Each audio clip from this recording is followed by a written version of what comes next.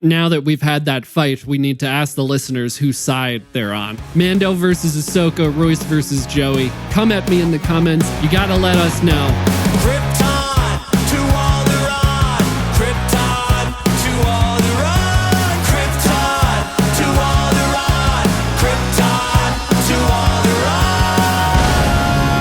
Welcome, everyone, to Krypton to Alderaan. I'm Joey, your Star Wars lover, and with me is Royish Good Looks. Hello, Joey. Hello, podcast. Hello, and we're the podcast that analyzes nerdy pop culture stuff, but it's mostly Star Wars. Happy holidays to all. Happy New Year to all. We're happy to be back in the studio. First time in the studio in 2024. So happy New Year to everybody. And this episode, we will be doing a little bit of a retrospective of 2023 Star Wars. All the things that came out in Star Wars just kidding, just the shows, not even all the shows. We can rank a bunch of content I didn't consume. yeah, exactly. Here's my thoughts on the High Republic series, of which I couldn't even name you one title. We're going to need some guests to come on to do some book and comic book ranking. But for now, we are going to focus on some of the shows of 2023 and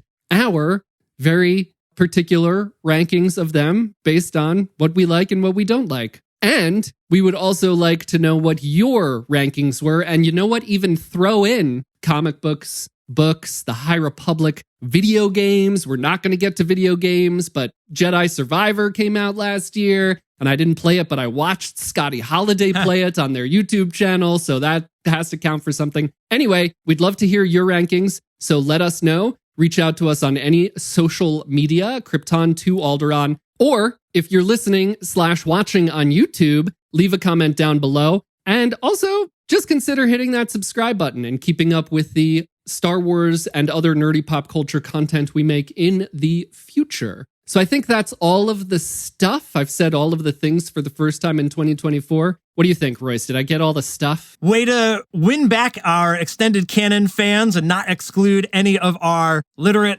listeners. Hooray. Punch it. So I think right off the bat, we should maybe do a little brief of what's going to come. So we're going to be ranking some of the shows. It's a very personal ranking. Pick a side. Yeah. Joey versus Royce 2024. Listeners, let us know what side you're on. We were discussing this a little bit before hitting that record button. This might get a little judgy. Okay. I know for me in particular with some of these shows and some of your ranking, I'm going to get a little judgy. We're going to have fun. This is fun. And hey, what makes Star Wars special to you is special. And just like what you like, and don't let anyone tell you different. I'm going to let you know what I like. Feel free to come at me and tell me that I'm wrong. And we'll have a lovely, nice little conversation in the comment section on YouTube. But these are our particular rankings. And that's the little caveat to the rest of the episode. Did I miss anything, Royce? You got anything to add to that? No, I think that was pretty good. Like, the beauty in the ranking is it's like, when you go over to your buddy's house and you see their DVD collection, you're like, okay, now I get what kind of a, cinema fan you are. And I think that's the point of the rankings today. It's not to say, this is good Star Wars, this is bad Star Wars. If you don't like this, then you're not a real Star Wars fan. That's not the point. The point is, what do you like? We're going to celebrate that, and we all like different stuff. And so I think you already said that, and I've just restated that. So if there's any confusion, feel free to turn on another podcast. Actually, no, don't do that. It's good to get it out of both mouths. That way your side is listening to you and my side is listening to me. No, I'm more empathetic. Let's get into it. Let's get into our rankings. So, Royce, what is your ranking from most favorite to least favorite series of 2023? All right, my number one, Bad Batch Season 2. My number one is also probably a shock to no one, The Bad Batch Season 2. Oh, all right. So far, so good. So far, we're on the same page. What do you got for number two? All right, number two for me is Mandalorian Season 3, which you've already revealed this is going to be a divisive one, so I'm guessing it's not your number two. So It is not my number two. I will have many questions for you down the road on this one. But my number two, again, probably not surprising, is Ahsoka. What do you got for number 3? I'm only not surprised because you totally spoiled the intro of what you wanted to argue about on this show. So number 3 for me, this is why this is going to be great. I'm loving actually how this is revealing so far, because number 3 for me is Ahsoka. So I've put Ahsoka below your ranking for her. Well, wait till you hear this next bit. My number 3 is Visions Season 2. Whoa. Visions Volume 2. All right, shots fired. Interesting. All right, so you got Mando in 4th place, and I've got Visions in 4th place. So interesting. Yes. So a little bit different. It's not like we swapped 1 or 2 shows that we were on the fence for. So first of all, I am so glad that The Bad Batch Season 2 is at the top of both of our lists. Specifically, Royce, why did you rank this so high? Well, I think we had a lot of fun conversations about Bad Batch on the show. I think in reviewing Season 2 is where we found like a stride in podcasting, more or less. Kind of on that note, I think Bad Batch is one of the most consistent of the newer series from Star Wars. That you know what to expect and they deliver week to week. They don't really turn too wildly down left field theory. It's a fun ride. There's lots of great character building. It's not the kids show, so it is it's juicier than you would expect. And that was kind of like a surprise to me. And I found that to be a more enjoyable experience than all of the other shows. It drew me in much more because of its consistency. It's kind of like adult tone for the animation. And it's got some great world building stuff in it. Would you say that it's meaty? Would you say that it was I was specifically avoiding that word. I'll just throw juice. We'll make juicy the new word. Yeah, I think a lot of listeners that we've had for some time, and also the same is true for myself, I am surprised that this is your number 1. I feel like you've come a long way from me trying to get you to watch the Clone Wars / any animated Star Wars stuff. And now, a Star Wars animated show is your number 1 of the year. Yeah, okay, I can be even more divisive with this. Like, animation, oh no, it's better than live action. Like, agreed. The consistency is there. And, another bullet point I should have mentioned is like the stakes. There are so many stakes, so much more stakes within Bad Batch than in some of the live action stuff. I feel like we lost main characters, like good guys, bad guys are dying. There's crazy cliffhanger endings. And also, not for nothing, Season 2, we need a resolution to a lot of events. So we have to see more. So I'm in from all those things. And some of the other series have some of that stuff, but I think Bad Batch just simply has it more. And I will say that Bad Batch waves the animation flag in general, that, hello, here we are. Yeah, I agree. Now, you've ranked it number 1, but where is number 1 would you rank it? Way above? Yeah, no, as far as the scale, I don't think it's I wouldn't say exponential, but enough that it wasn't a hard decision. I completely agree. And I am so happy to hear you say all these things because really, we've talked about it a ton, but there's such a stigma against animation. I think animated Star Wars is the best Star Wars. And like you said, this show had so many stakes throughout this entire season. I mean, the first season of The Bad Batch got a lot of flack because, people were saying it's just a Clone Wars season 8 or 7B or whatever, and it's a bunch of cameos.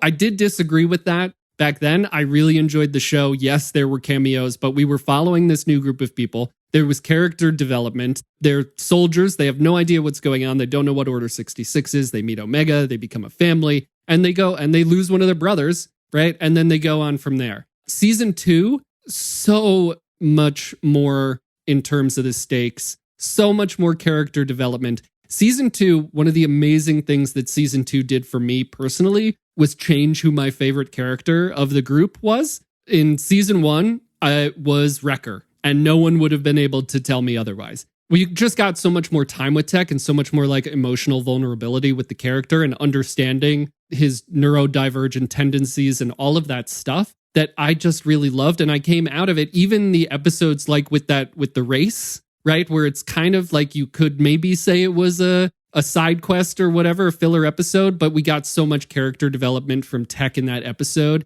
and seeing his pride at the end and all that kind of stuff. It was just so great. A season of a show that can do that for me, where it takes a character that I've already been introduced to and elevates them so much higher, is just so special. And then, of course, we get, spoiler alert if you haven't watched it, but we do lose Tech, presumably dead at the end. And the line, "When have we ever followed orders?" And then he lets go of the tram. I mean, it's just so powerful. The emotional response I had to that show is what sets it apart from me. And again, I'm just a animated Star Wars guy.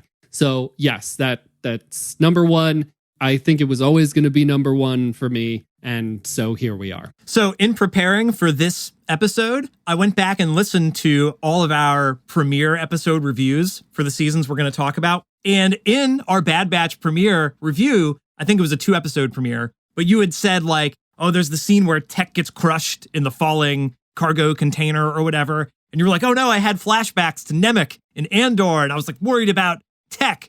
And I was like, of course he's going to be fine. And he was fine in the next episode. He just had a broken leg. It's interesting that like that first episode, you specifically were worried about losing a main character. They make you fall in love with Tech all season out of nowhere. The nerdy guy, what is Goggles, as Sid calls him, right? He's not, the typical, like you fall for the wrecker, the hilarious one, or Hunter, the leader, or, the lovable scamp, with Omega. So Tech is this like, okay, he's the one that you're going to fall in love with this season. And then we take him away. And if they bring him back, no longer my favorite TV show, because that's going to water it down. I think the stakes in Bad Batch, that means something to me. When you lose a main character, that's significant. To then undo that, and maybe we could talk about this with some other shows that are on this list too, to do the bait and switch of like, oh my God, are they gone forever? Oh no, they're fine. Yeah. I do think there's a world in which they bring him back and it's still meaningful, but I definitely understand what you're saying.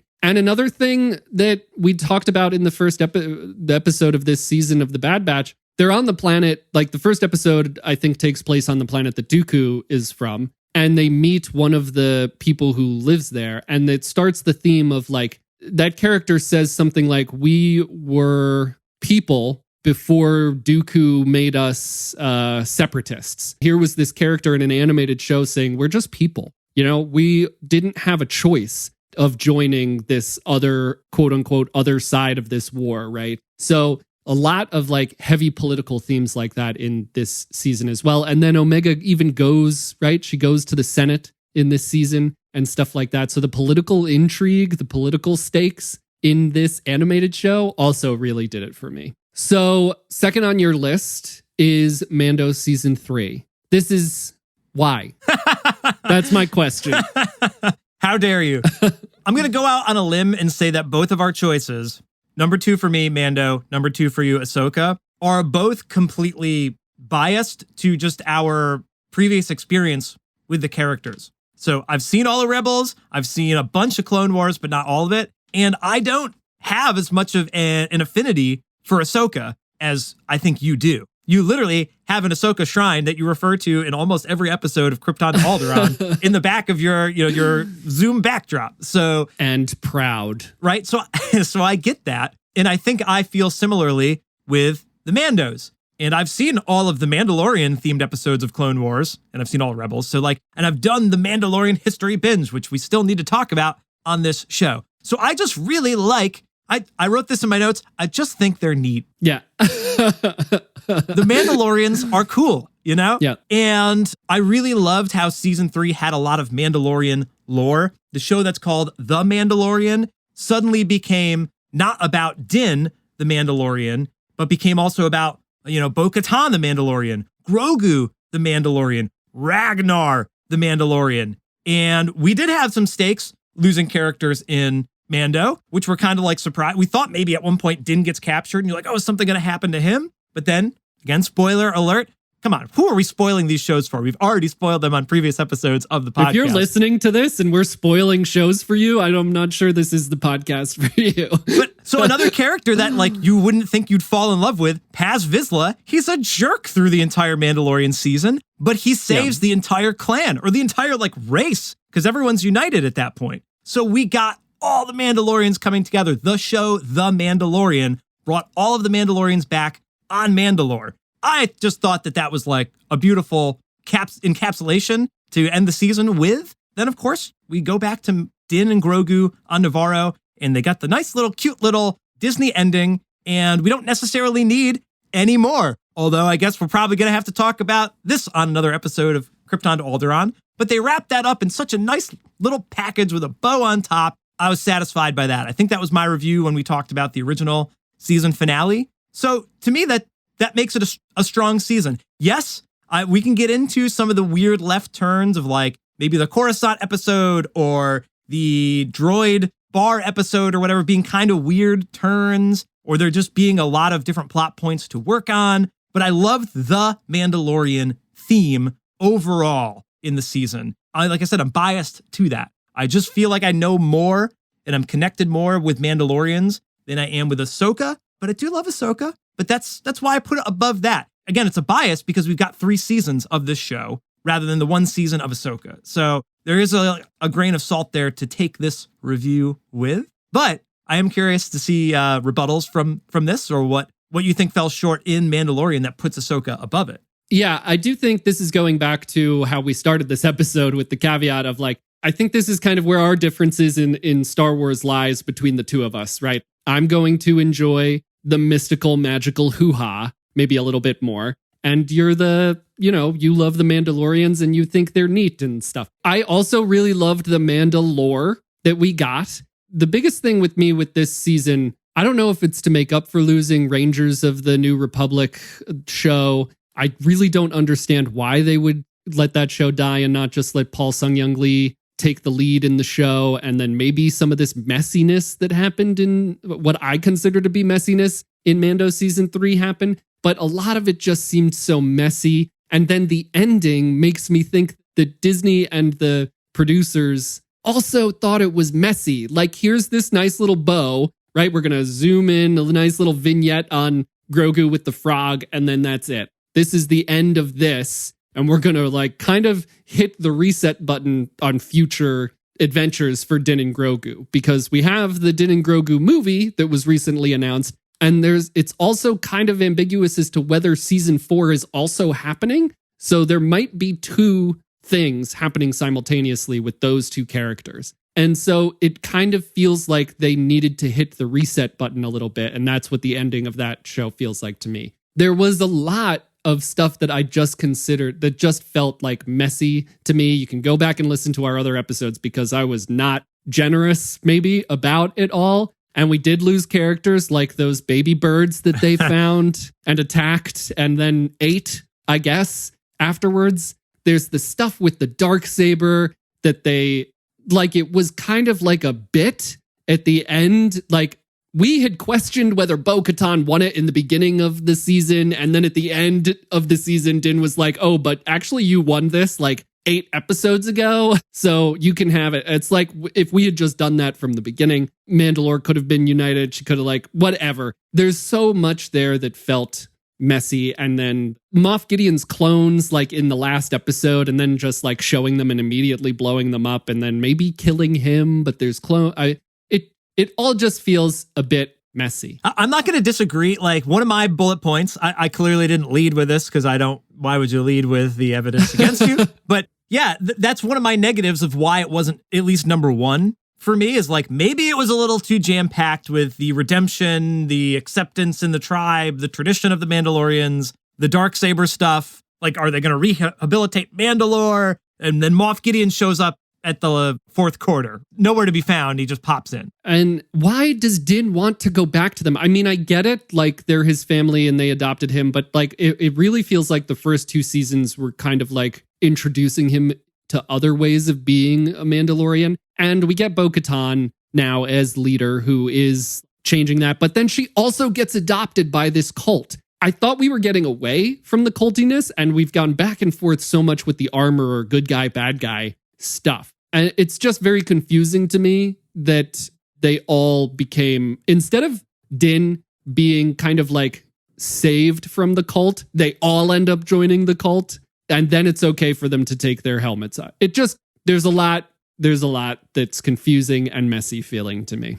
And I really just wanted Din to leave the children of the Watch because it was an unhealthy environment for him and an unhealthy environment to raise Grogu in. And I guess they did at the end. And now he's like an unofficial lawman. So maybe we'll go back to weekly adventures. I don't know. Yeah. I don't know. I don't disagree with the messy nature of it, but they're all together and they're on Mandalore. And like I think we said this again in some of our reviews of like, now Mandalore is a system with Mandalorians on it. And that can play a role in other future Star Wars content, which I think is cool, rather than a bunch of factions of Mandalorians warring against each other, which is also interesting in its own little bubble. But we live in a really big galaxy. So it kind of makes sense. Like in season 2, when he meets Bo-Katan, he's like, you guys aren't Mandalorians. But now it's just one Mandalorian people, the Mandalorian. That's what sells it for me. You don't like all that messy nature, but that's also humanity.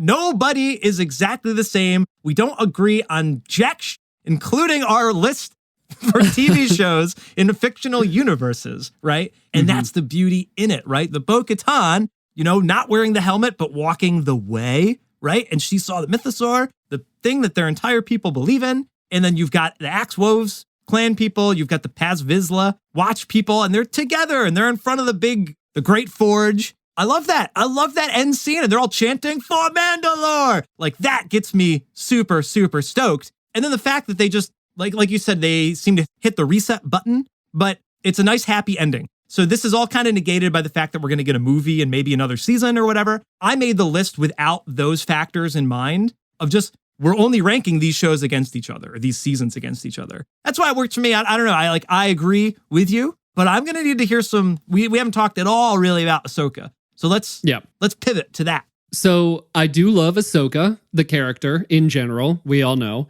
but this show was very Star Wars to me, right? Master and apprentice, even though they're separated at first. I mean, I loved Star Wars Rebels, so this is like a continuation of that as well. And the hunt for Ezra, which we've waited, 10 years for to get an answer to. And I also love Thrawn. So really those three things culminating in one is... Would you say you just think they're neat? I just think they're all neat, especially I would say Ahsoka and Thrawn. And I'm still pro good boy Thrawn, you know, I'm still hoping he pulls a switcheroo there. But ad nauseum now, I've talked about the mystical and magical hoo-ha of the show. And that is like my kind of Star Wars. And we see the world between world stuff, which I really loved. She gets to have the conversation with Anakin, which started in, Rebels and is now able to finish. She gets to move on from that, something that's been holding her back. And she comes out as,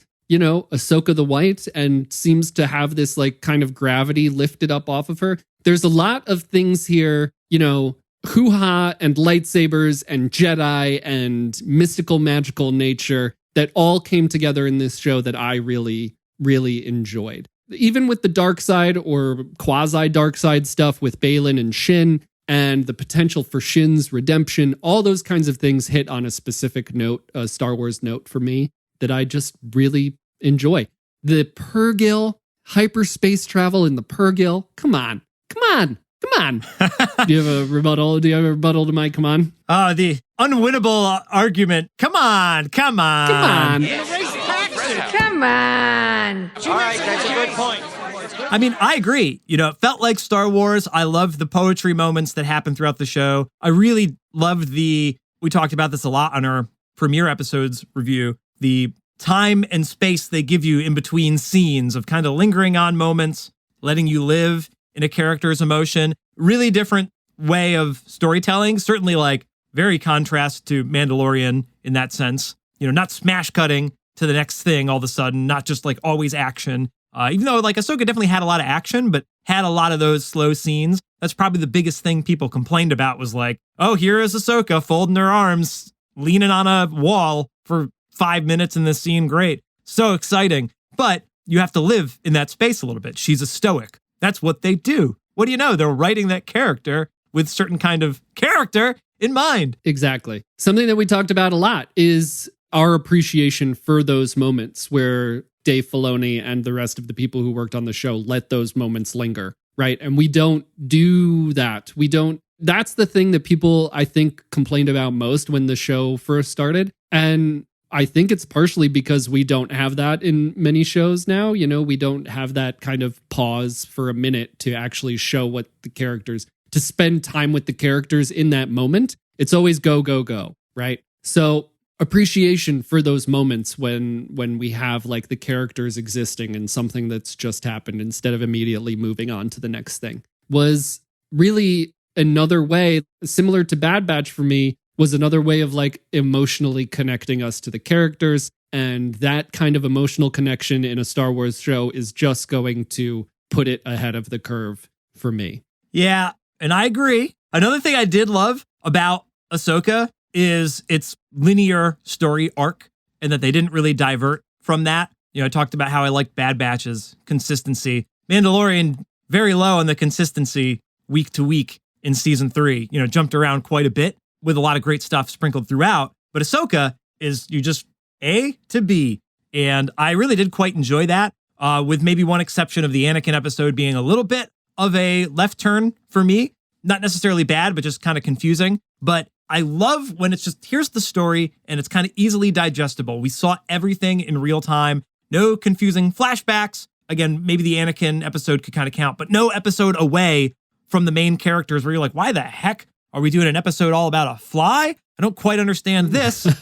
That's too much of a deep cut, maybe. But that's one thing that I really did love about it. But I think part of the issue for me, though, the emotional attachment to the characters is kind of like pre-baked in. Like, I don't think we can really discuss this Mando-Ahsoka thing without acknowledging some of our bias towards the history of it. 2 seasons of Mandalorian and a lot of Ahsoka content between Clone Wars and Rebels, and especially all the other characters in Ahsoka.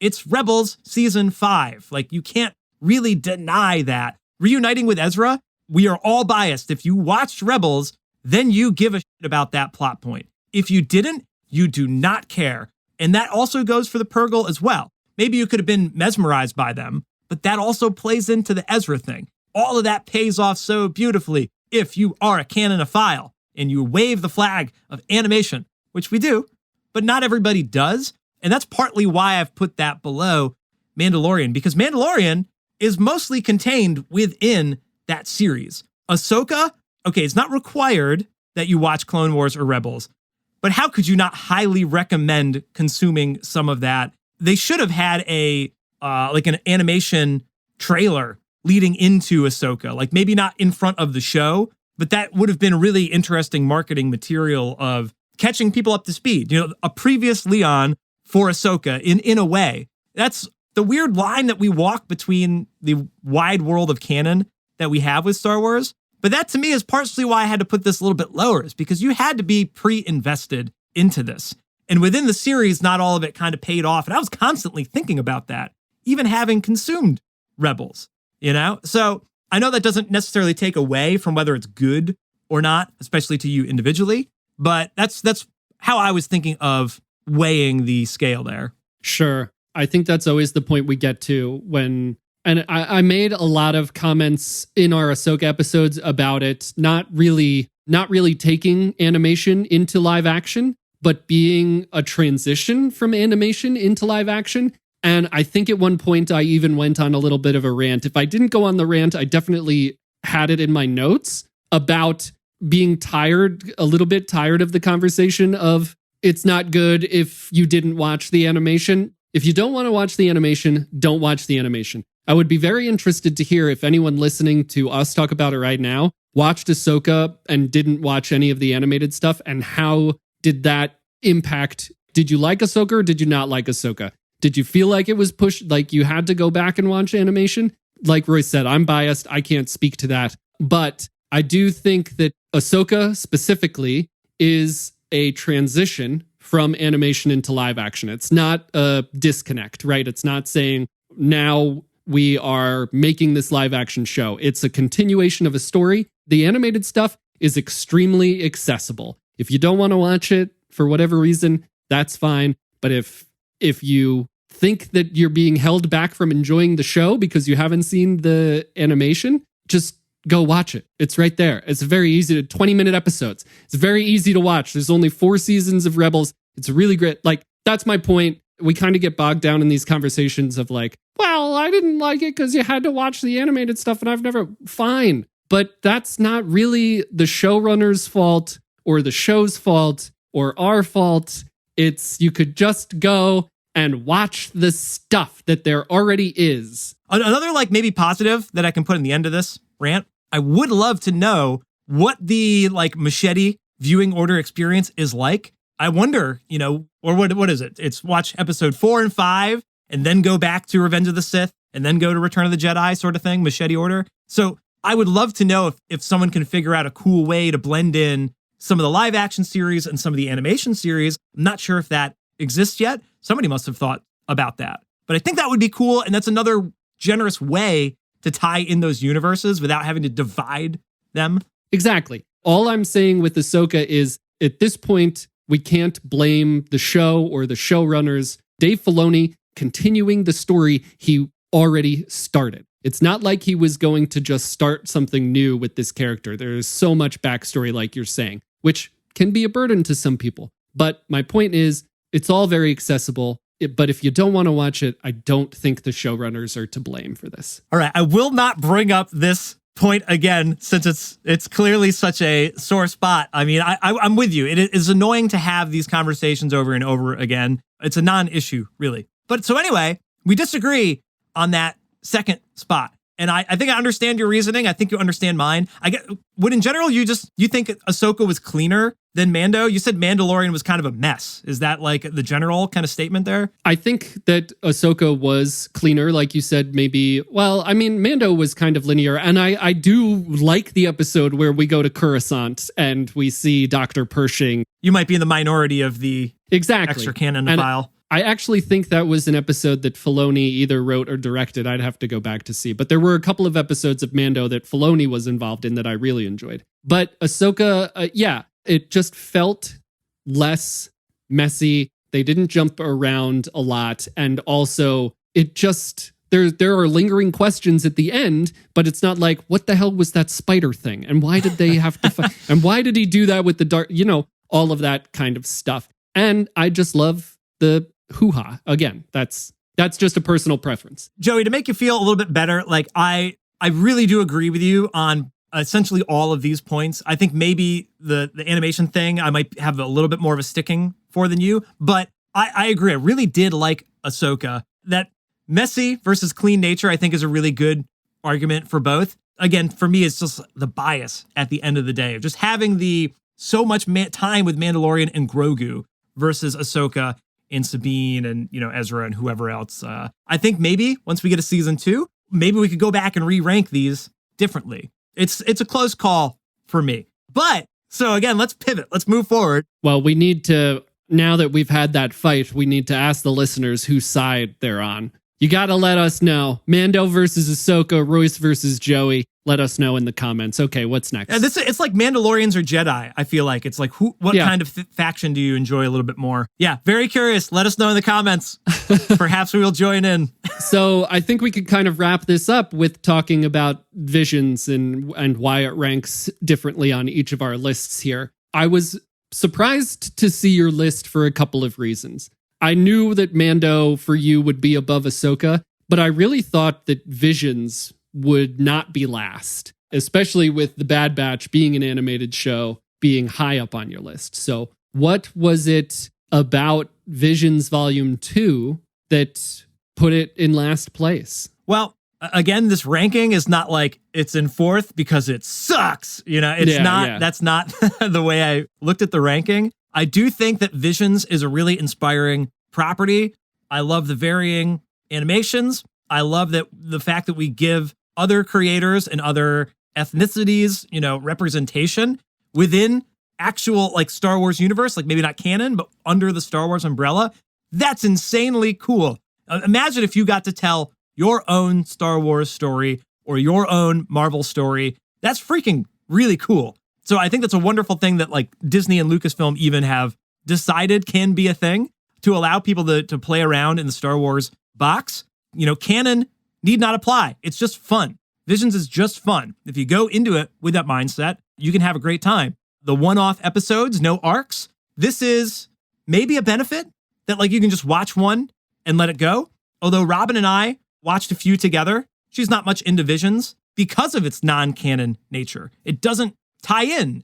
Why do I have to watch it, right? That's a question you might ask. Where does it fit into the world? Well, it doesn't. It's this extra thing. So that's not why I've necessarily written it off, not the canon side of things. But, the one-off episodes, no arcs. It's not as juicy, so not as much to tie into. I think it would be really interesting to see some arcs within Visions. Like we had theorized, like whatever the most popular Visions episode was from that season, they should give it more episodes or turn it into its own Visions series. That would be really cool. I would love to see more than just one episode, although it is cool to give a bunch of creators opportunity rather than just one person gets to make a whole season. So maybe I'm wrong. Maybe having multiple episodes from one creator, non-canon, would be totally weird.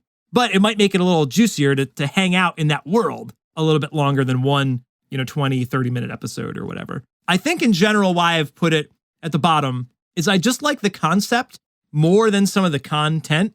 Just saying that now, I feel like maybe that's not the most generous way to phrase it. I love the idea, though, that it exists, but there's just not as much for me to chew on versus Ahsoka, where you're like, woo, I got to know what happens next, because that's a continuing story. Bad Batch. Do they get rescued? I got to know what happens next. Is Tech actually dead, right? Mandalorian, I don't need to really see what happens next, but I do love the Mandalorians, and I would love to return to that universe. There's probably some one-off episodes I'd want to return to in Visions, but on a whole, not as strong as those other properties that have such the back catalog behind them. That's the main disadvantage Visions has as a property, is it's just one singular episode.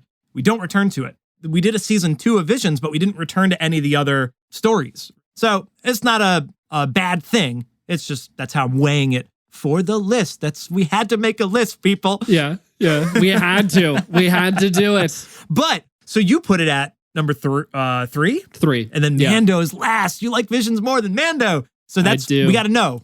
Yeah. You made a lot of points there, and I think I disagree with all of them. Everything Just you said kidding. in that sentence was wrong. Yeah. No, I think it's in our first Visions episode that Krypton to Alderaan did about volume 1 was what completely changed my mindset on canon, right? Like up until that point, I kind of was a canon. I mean, I still am, but the idea that that's not the end all be all and that these other stories can be told. And maybe that's the same episode we start talking about the Star Wars box, but that this kind of thing is expanding what Star Wars content is, which I really love. And the arcs, I understand what you're saying, and I think probably there are a lot of people that feel that way. But to the extent of almost that's not the point of Visions, like you said, Lucasfilm and Disney are showing up at studios, basically at people's doorsteps and being like, today your dreams are going to come true. And that one particular person or group of people gets to tell the story that they have wanted to tell since they were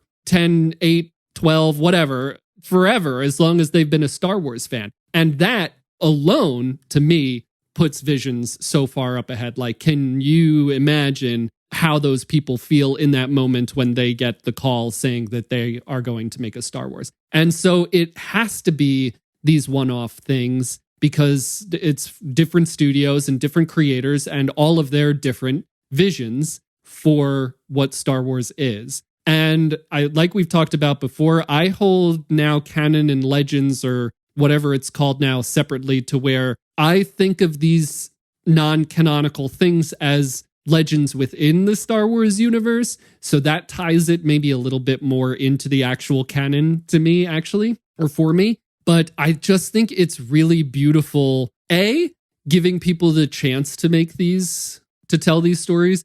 B, that we only get one shot at these, because then we, the audience, can have our own vision of how these things play out. You know, there was a bunch of stuff in volume, I think it was in volume 1 where they have like the lightsaber smith. Was that like Ninth Jedi, maybe? Stuff like that where like, boy, continuing that story would be dope.